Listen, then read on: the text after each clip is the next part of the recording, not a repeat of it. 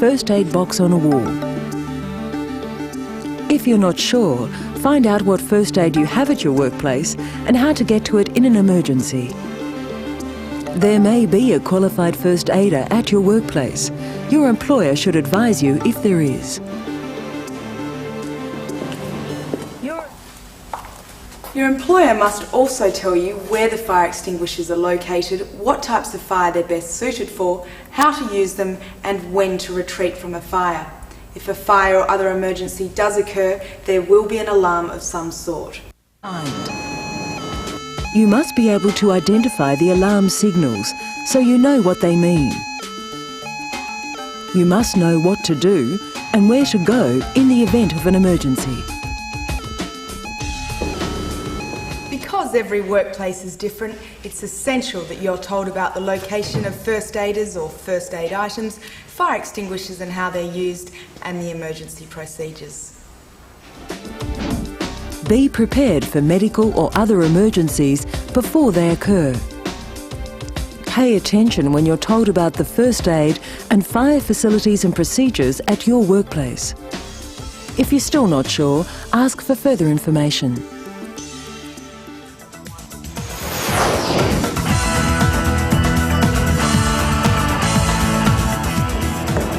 By now, you realise how important it is for you to have all the necessary information to work safely. The Occupational Safety and Health Act places clearly defined legally binding responsibilities on your employer to provide you with information and training, and to make sure the workplace is safe.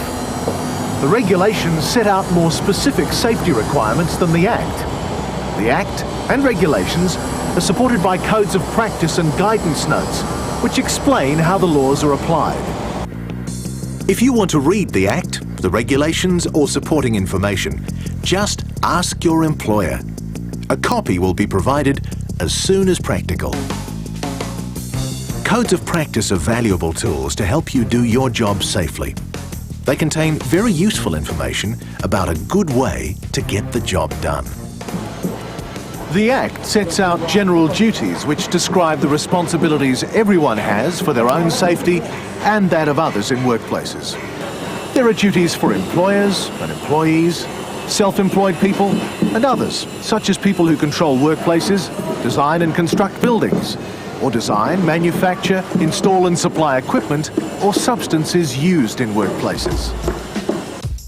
Employers have to provide and maintain workplaces, equipment and systems of work that do not expose employees to hazards at work. They have to provide information, instruction, training and supervision. They must consult and cooperate with employees. Provide adequate protective clothing and equipment free of charge where hazards can't be avoided, and ensure safe use, cleaning, maintenance, transportation and disposal of substances and equipment in the workplace. Employees must take reasonable care to protect themselves and others in the workplace.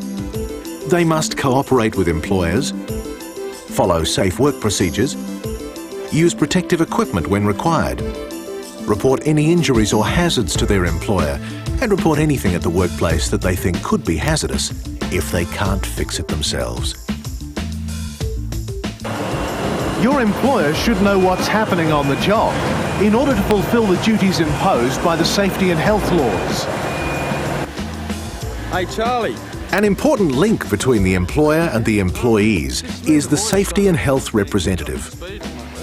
This person tells the employer about safety and health concerns of employees and can check the workplace on behalf of employees. The steps to follow to elect a safety and health representative and the functions this important person has are set out in the Act. Find out who your safety and health representative is. Safety and health committees can also be established when requested by the employer or employees. These committees let employees and employers discuss issues which may affect the safety and health of workers.